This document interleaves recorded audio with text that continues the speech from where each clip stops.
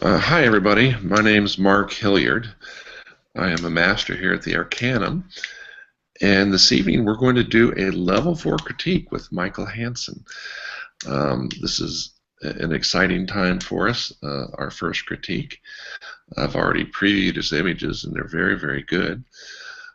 So I'm looking forward to great things from Michael here in the future. But now I'd like to turn it over to Michael and have him tell us a little bit about himself and where his drives and motivation lie within his photography field. Michael? Thanks, Mark. So I've thought a little bit about this, knowing that this question was coming up from watching the other level 4 critiques. And the best I could tell you is I think probably the thing that got me interested in photography in general was being a kid looking at National Geographic. My grandfather used to have them laying around the house, and whenever I'd go visit, I just spent a good amount of time looking at those. And then sometime later on, my parents got me a camera for a Christmas or a birthday or something, and I started taking pictures, and none of them really ever came out very good. And as far as a photographer that kind of impacted me when I was younger is definitely Ansel Adams. I love the outdoors. When I was a kid, I would go camping. We'd go spend time in Colorado and Vermont, different places like that. So I always had an appreciation for the outdoors, and there's just something about his photographs that just, captivated me. So I thought that's what I wanted to do, is make pictures like that. And when I got to college, I went to I took some art classes and some photography classes, and again took lots of pictures, and none of them were ever very good. But I did have a lot of fun in the darkroom. Really had a good time making black and white prints in the darkroom. I got the key from my professor and would let me go there anytime at night and mess around, and so I did a lot of that, but just never really produced anything good. So, the next 20 or 25 years is really absent of photography. I got married and had kids, and I have some camera equipment that I bought to take pictures of my kids doing different things. But now they're starting to get a little bit older. I have a little bit of free time, and so I don't know what it was, but I just figured I ought to be using this equipment for something better than I have been, and I always wanted to be better at photography than I have been, so somehow I came across the Arcanum, and I figured this would be a good way to get my juices flowing again, and it has. I've kind of immersed myself in all things photography over the last few weeks, podcasts and books and looking at pictures from all kinds of different photographers online and just learning all kinds of new things and realizing how deficient, unfortunately, my photography education in college was. We didn't really talk about any of the type of stuff that so far we've talked about here on the Arcanum, which is fantastic. I'm just glad to be learning it. So I'm really an infant and an amateur when it comes to photography, even though I have some of this previous experience. I just, I appreciate photography. I'm not really particularly good at it, but I'm looking forward to getting better at it. Okay. That's a great story. Great motivation. You're in trouble now, though. I am going to sick John on you. And between John and Rhonda and myself and maybe one or two others, we're going to see what happens about getting you back into a little bit of film as well. Okay. I have some. Yeah, well, it's something that's worthy of experimentation or putting right back into your workflow as well, because you'll find that you're very excited to be. I call it the going home to mama syndrome. Okay? Going back to your roots can be a very powerful thing. All right, well, with that, What I'm going to do is I'm going to share my desktop with y'all. Here we go. Get rid of that, and we're going to come up with Michael's first image, and this is not it. Okay, and what I'd like is I would like just a quick verbal discussion from you, what you were thinking when you were looking at the scene and what it is that you desired to create. Okay? Okay. This is a flower. I'm not sure what kind of flower it is. It's in Monet's gardens in France. And this was from last year. And last year I upgraded my camera to go on this trip. The one I had before that was probably 10 years old or so, and it was just giving me some errors and whatever. So the bottom line is, this was the first time in a long time I really tried to make more of an effort to make better pictures than just snapshots. And I just saw this going to this location as an opportunity to try and do that. I don't remember particularly taking this picture, but I know that that was my goal on this trip, was to just, when I took pictures, to make better ones. So from when I even kind of picked this picture to give my to give you for my critique, I've learned, you know, so much just from the pre-critique that I had with the other fellow cohorts about how it could have been better, and, you know, things I should do different next time. And so if I were ever to go take that picture again, I would certainly do it different. But I was just trying to get a nice picture of a beautiful flower that was in a historic place. Okay. Well, you did a very good job. I'm looking at the metadata here, and it says that you shot this at f2.8 at 1/25th of a second at ISO 100, so this must have been a fairly bright day. It was a bright day. Yeah. Okay. And the very first thing that I noticed about this image is this wonderful bokeh, this out-of-focus background. This enables us to isolate the main subject, which is the flower itself, okay, and take out distractions like this twig right here. While we can still see it, it is so out of focus that it's really not too bad of a distraction. I like the exposure.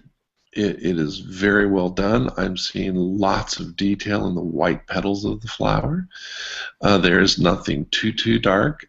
From the brightest to the darkest section of the image, you're well within the dynamic range of your camera. If I zoom in, everything is really sharp, and I can see your focus point. And you did a very good job. This is nicely focused in this area here as well. And as we go down the stem, because the flower is kind of leaning in towards us at an angle, that stem is dropping into that soft, blurry background, which is very pleasing. Can you tell me why you chose the square format for this? I don't remember what the full frame looks like, Mark. I think I might have taken some feedback from some of the guys during the pre-critique. Okay. And there might have been some stuff, particularly on the right side, if I remember correctly, that just didn't do anything for the picture. Okay. Yeah, right. Okay. All right, I see what you're talking about. So, if I might make a suggestion, you might want to consider changing your crop on this just a wee bit, okay? Okay. Let's see if we can do it, if it's even possible. It may not be possible. Yeah, it's just a little bit too tight.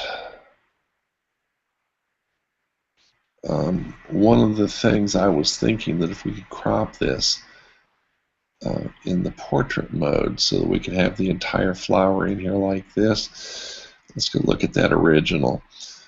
You actually do have room to do this in your raw image. So let me just show you what it is I'm talking about real quick, okay? Let's bring that image in here. Let's not make any adjustments here. Let's just open the image. And now, here is what I was trying to allude to. Doing something a little bit like this. Although we still have too much room here at the top. And this, while the bokeh is pleasing, it is really, there's too much there and it becomes a distraction. So that's really not going to work. So at this point, I'm going to go with the square crop because that actually seems to work a little bit better here. Another thing I wanted to discuss with you, see where I was going with that though? Maybe doing a vertical here had you had the space around it where you could have done so? Yep. Okay. This particular bud right here is very distracting, as is the stem coming out of this corner. One of the things that you should do whenever you're looking at an image is to police the edges all the way around your crop and look for distractions in post-processing. But while you're shooting and looking through the viewfinder, you should be policing the edges of your image as well. And if you can move a distracting element like this little stem here and this bud here, if you can move those out of the way, then you're going to have a much better image. Now, it used to be that Lowe's hardware store and Home Depot hardware store in the electrical tools section had a telescoping hook that would fit into your pocket where you could go out, extend it, and hook around that bud and just simply pull it out of the way. All right? Yep. Now they no longer have them, but you can do, if you search for an electrical wire hook on Amazon, you will find them there. And for shooting this type of work, they can be a real lifesaver for moving these elements out of the scene. Okay? And it's always best done in camera. But sometimes we just don't have that luxury, and we have to do it in post-processing. And one of the things that you can do is you can do a selection around this entire area like this.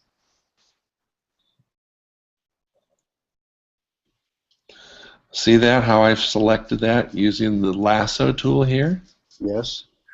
And then you can go up under Edit, and you can do a fill with content aware. And this works pretty good most of the time, where it will take that area and delete it. Okay? And now you have to do it again on some of the little areas where it failed. Okay? So I'm going to do it again. I'm going to do fill, content aware. There's another little dark spot. We'll do it again. Edit, fill, content aware. And right here on this edge, and we'll do it there too.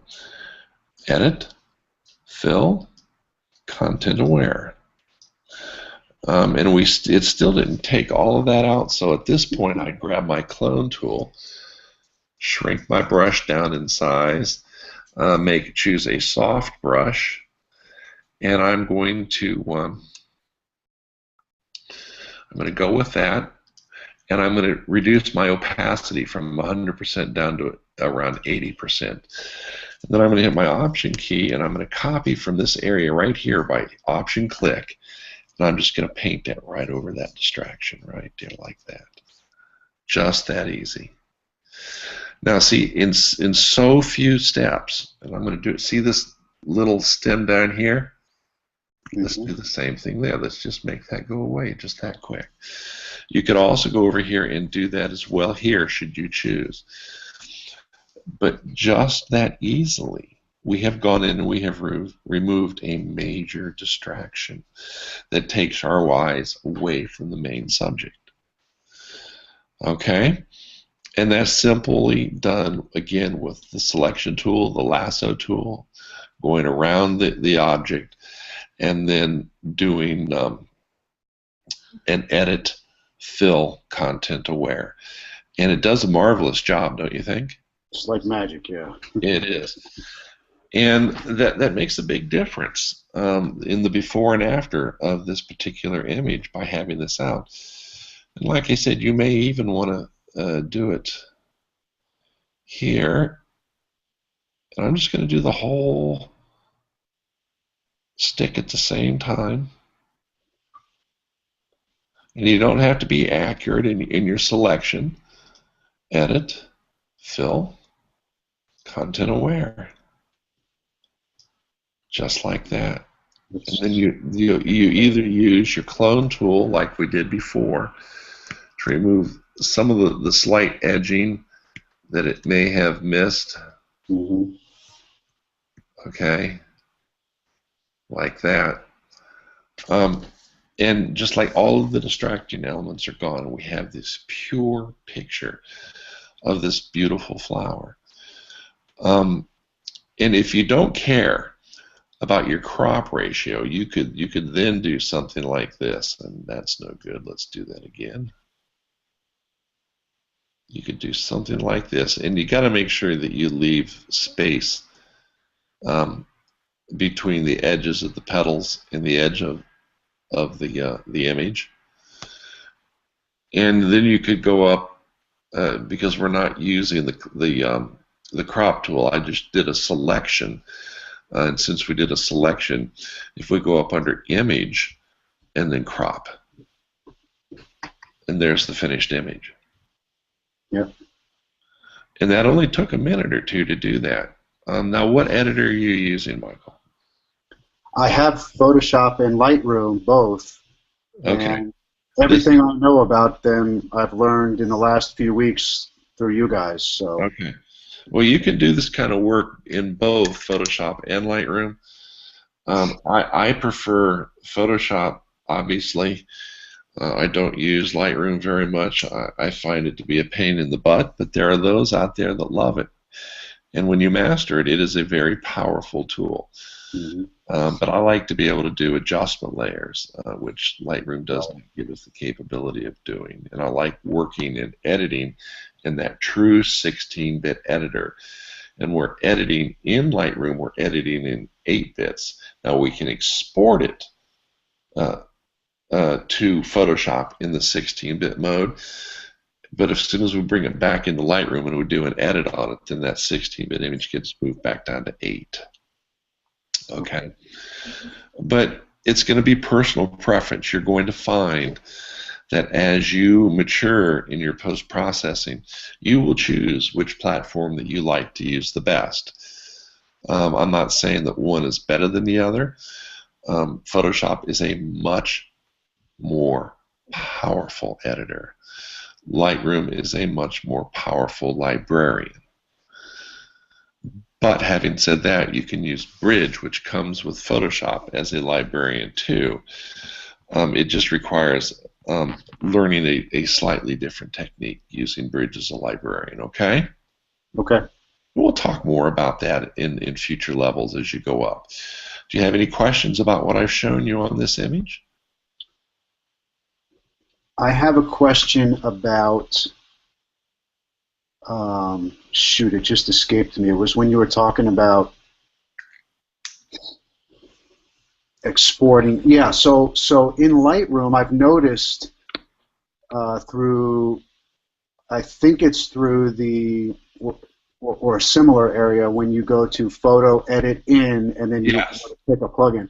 There are, somewhere I've seen,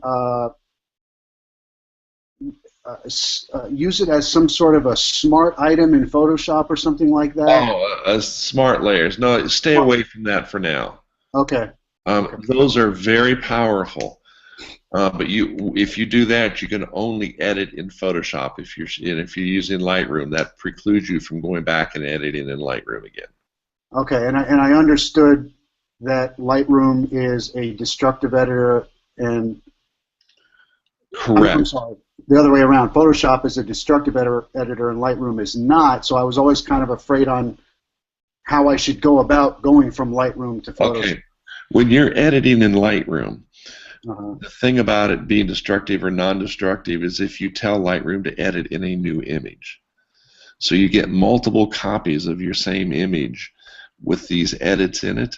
Right. And in that fashion, it's not destructive. Now, let's compare that to Photoshop. Photoshop allows you to have what are known as adjustment layers here, which are laying pieces of glasses on top of your original your original image, Mm-hmm. and you're editing on that clear piece of glass and not on the main image.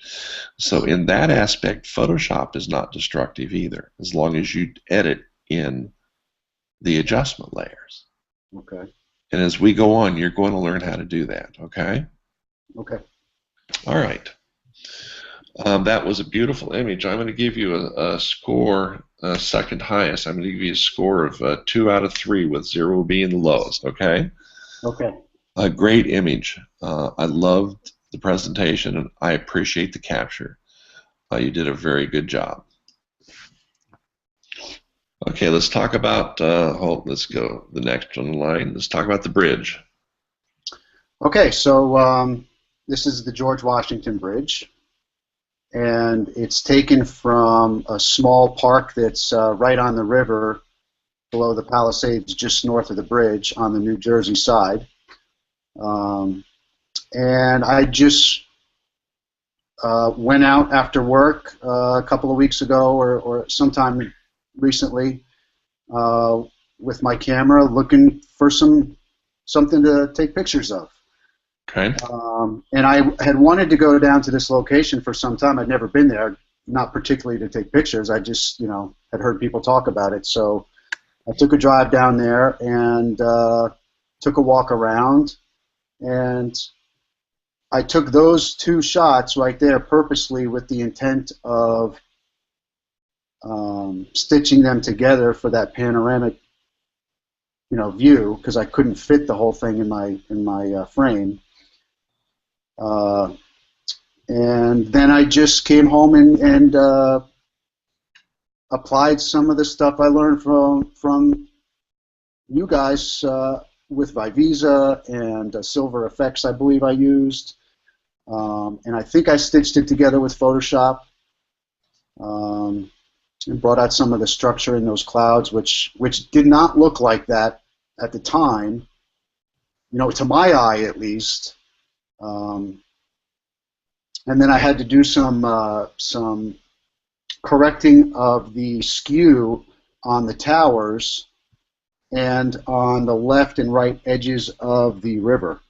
Okay. And you can see I didn't, I kind of had to pick a balance between fixing some things and then some other things going a little bit out of whack on that right tower. You can see it still leans a little outward. Mm-hmm. And I think just the top part of that tower started to kind of bend outward because I was working on some other things. So. Okay. All right. Well, on that perceptual distortion that we get when we do architectural work, and I did notice that on your 2 that they are a little bit, here the tower is more up and down, maybe leaning a little to the right. Mm-hmm. But because they don't match up exactly when we overlay them, then the stitch panorama software will adjust by leaning components to the left and the right. But before we talk about those towers, which in all honesty I think they look just fine. Okay. Okay. I have to tell you that you did a really good job on this. You kept your exposure the same. If we go back and look at the 2 raw images between the left and the right, there's no noticeable difference in intensity and contrasts in the sky, which is what we're looking for, okay? Okay. So that you did a very good job with your source images. The stitching went together very well with very, very little distortion. And when I was zoomed in and moving back and forth across the sky, I was looking for evidence of stitching lines for the panorama, which would be vertical lines going up and down this way. Mm-hmm. Okay? We kind of have a little tiny one here, but it's so unnoticeable that it's not even worth comment other than that. Okay. I was also checking for dust spots on the sensor because if I find those, I'm going to down check your score on any picture that you submit. As a photographer, that's one thing that we need to learn to correct and safe way to clean your sensor. It's very easy to do, and it's no sense being afraid of it because you're going to do a better job than they're going to do it at a factory service center. The exposure is perfect. The choice of going to black and white was a very good one. You've got lots of wonderful structure in the sky. You've got graininess in the clouds, which are very reminiscent of film. And I assume that you did that intentionally. I played with it till I found something. Yes? No? Till I found a look I liked, yes. Perfect answer. And the structure that you've got in the sky is just amazing. It creates this intense, moody picture. Given where you're at in your skill set for photography, you have done a wonderful job on this. You've done better than lots of people with far more years of digital post-processing experience. So you're going to get a big old 3 on this picture. I like everything about it. Thank you.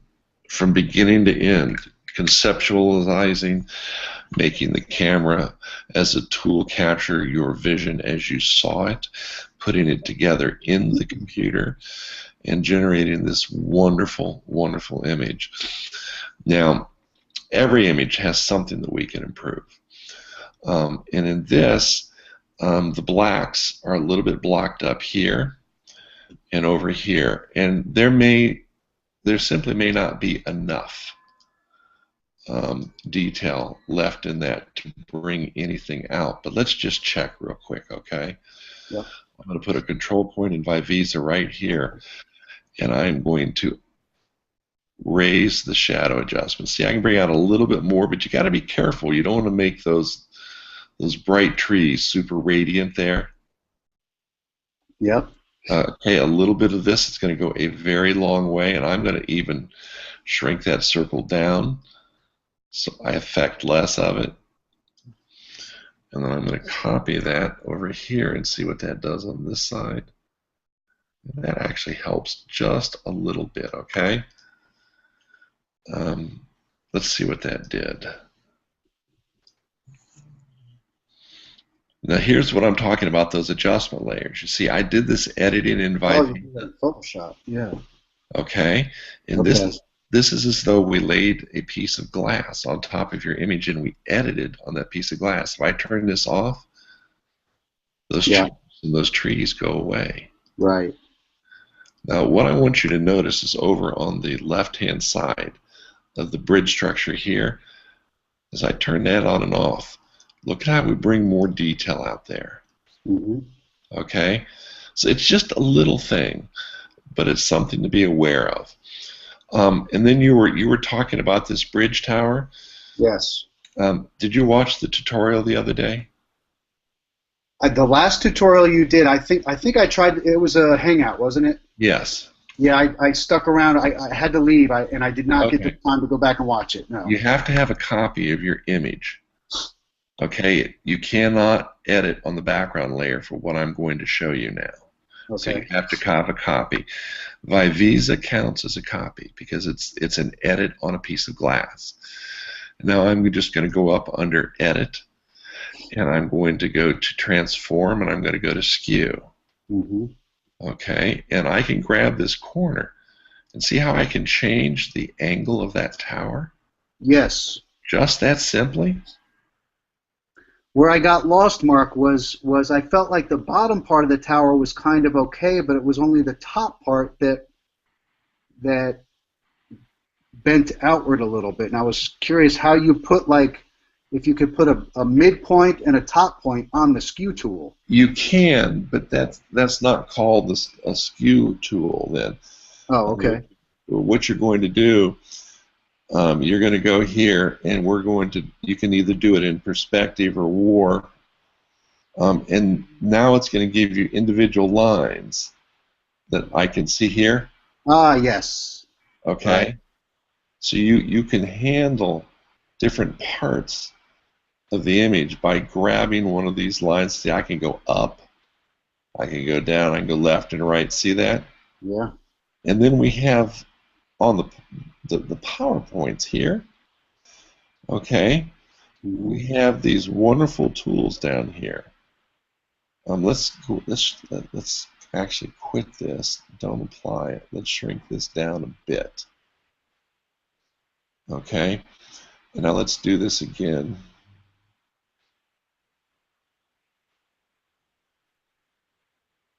Okay, see this tool here? I've grabbed this and I can turn that. Yeah. And really, I'm just kind of affecting just the top portion of that.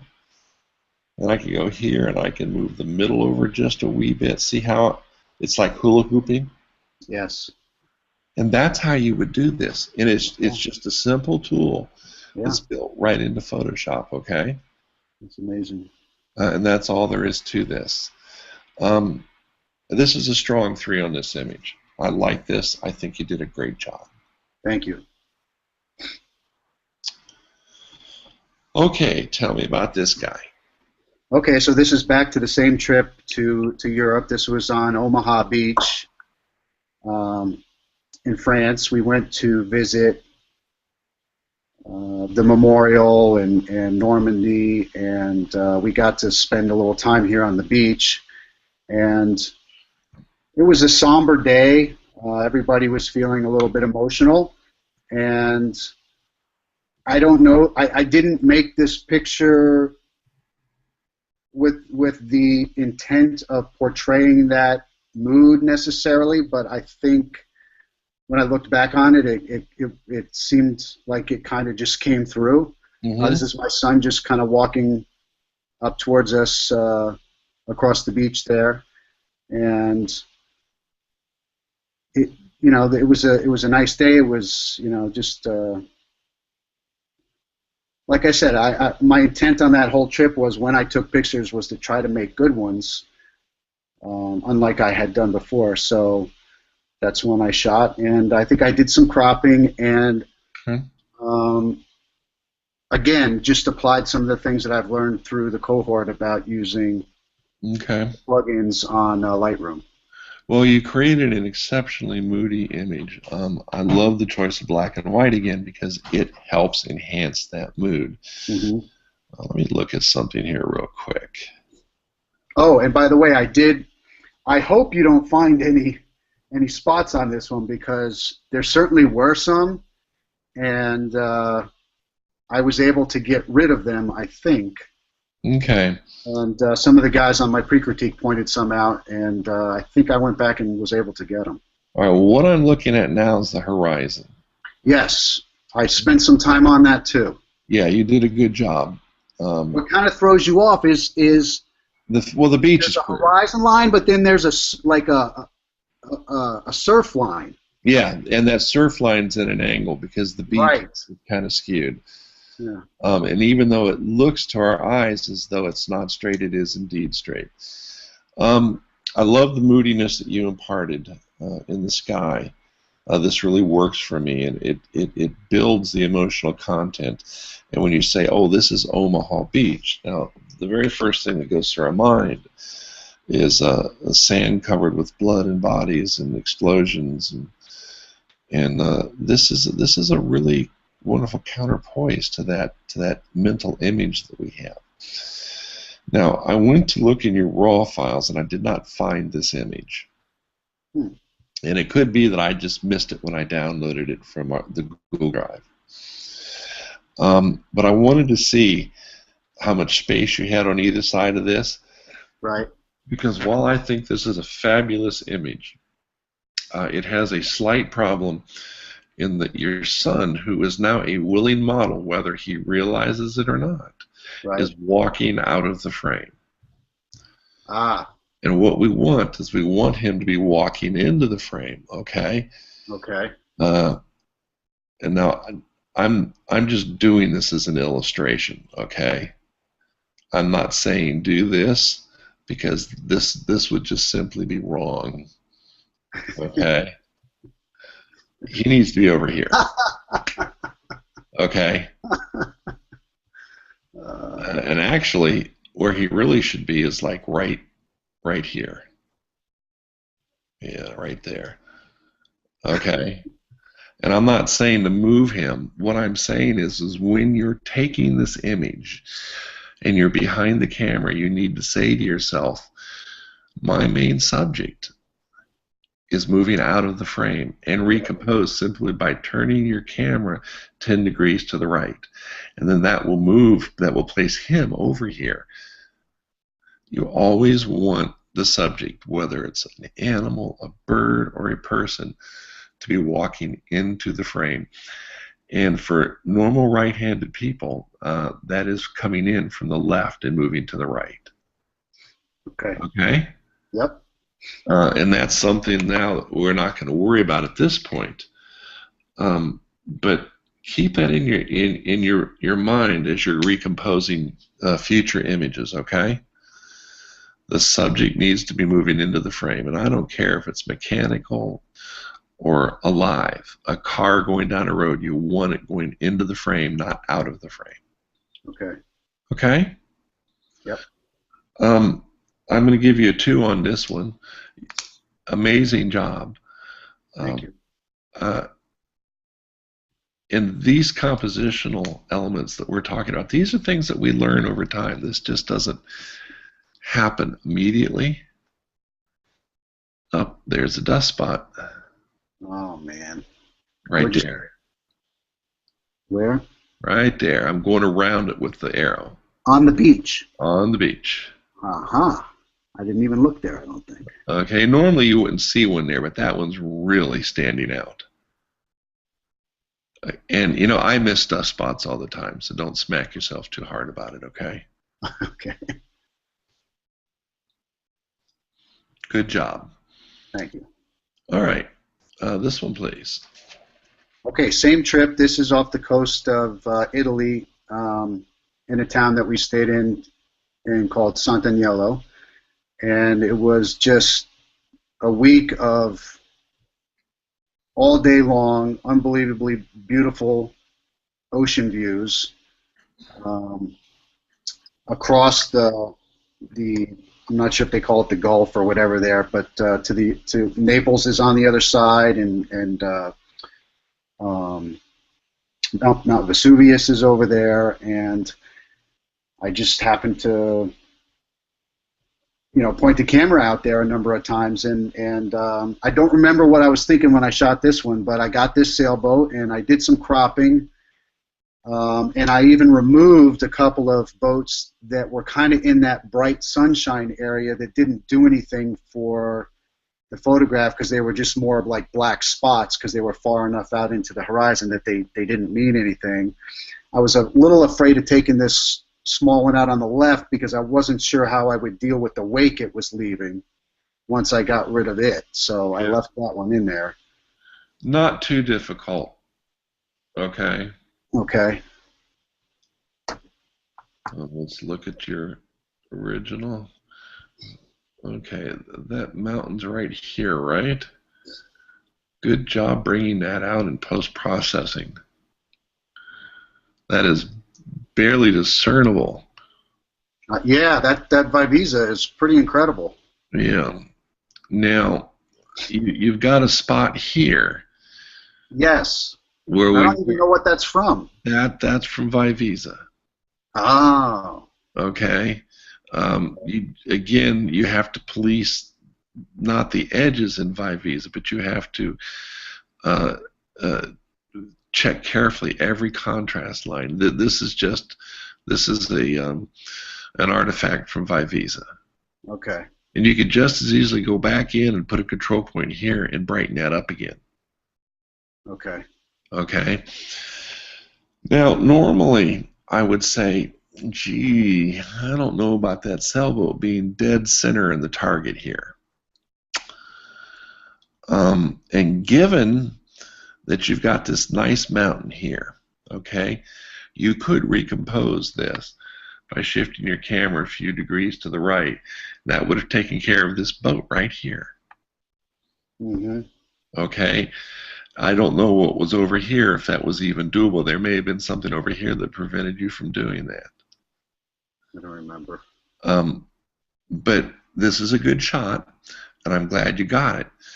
But while you're standing there going, oh, this is great, look at those boats, look at that mountain, you should be working the scene, and you should be taking multiple images. Yeah. And you should be shifting left, and you should be shifting right, and try positioning the sailboat in different areas. I would put it over here on the 1/3 line. Mm-hmm. I would also raise the bottom of the image up just a little so that the horizon is on the 1/3 line on the bottom. You're real close to it, but it really needs to be about right here to be there, okay? Okay. What I'm talking about is something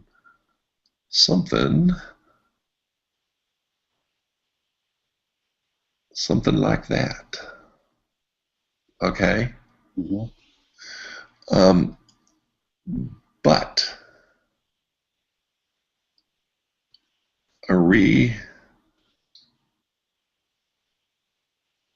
you might want to consider doing something like this, keeping your panorama, shifting this boat out of the scene, and placing the sailboat just a little bit more,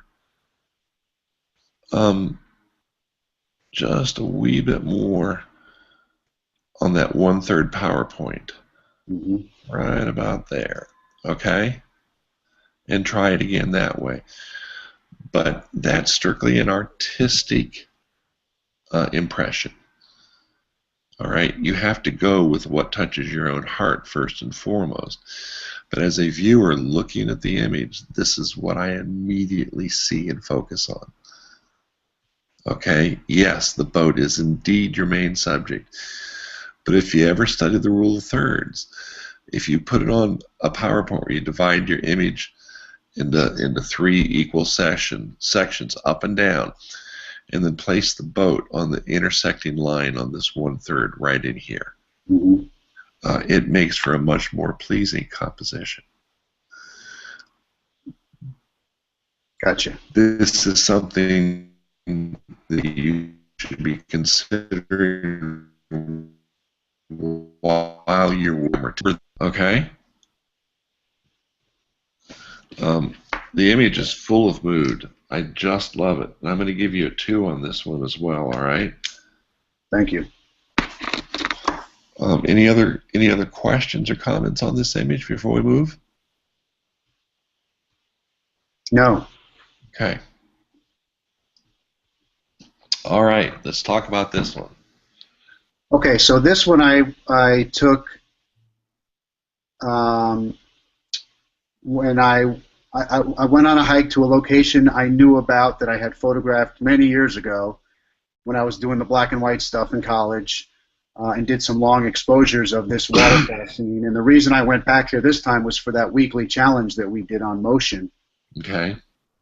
So I knew it was a place I could get some motion shots from. It wasn't really the subject matter I wanted to get for that challenge, but I got some what I thought turned out to be some pretty good pictures. So yeah, I know there's probably lots wrong with this. I did go back and do a few things based upon the feedback I got on the pre-critique. Okay. Mainly, I toned down some of this brightness on that the left edge of that rock where that moss is kind of just freaking, yeah, right there. Okay. And I think I tried to maybe whiten up the water a little bit based on Chris's feedback. Okay. Good choice. I always prefer the water white as to blue. Yeah, I don't know if I did a very good job at it. I played with it, and I couldn't seem to really get it, really white. There was specifically that small fall just below the upper log is set behind the next one that's coming down, and its color is obviously different. Yeah. And I just had a hard time kind of straightening that out. What tool did you use to change the watercolor? This was all Lightroom and Vivisa, I believe. So you used a control point and you put it on the water and desaturated it. Mark, I think I did do that with control points on the water. Maybe I messed with the hue or the. Oh, okay. I'm not sure. All right. Well, look at this. Look at Vivisa real quick. Okay. By putting a control point right on the water. Yeah. And then simply desaturating it. That's all you have to do. Okay. Now I'll copy that over here. I'll put that on that water there, and then I'll put what's known as an anchor point here on the rock beside it to bring the rock and the greenness back to where it should be. I'll put that over here and here, and copy this down here to this blue water here. And that's it. That's all you do. Okay? Okay. Another consideration, this wonderful green moss. Oh my, this is beautiful. Let's brighten that up a bit and add a little bit of saturation to that to bring that green out, okay? Because really, this green is the most amazing that I've seen in a long time. I love the dark tonality of this little bowl of the rocks that we're in. Mm-hmm. So let's just look at that real quick and see what that does. Okay, again, an adjustment layer, non-destructive editing. Before, after. Mm-hmm. Before, after. But see how easy it was to do that water? Yeah. Okay? You don't have to kill yourself in this. I just love this image. I love the feeling that it gives me when I look at it. It makes me want to run in there and get in the water and just sit and soak in it for a while with it washing down over me. That's how it makes me feel. But having said that, there is a very distracting element to this image. And that is this log.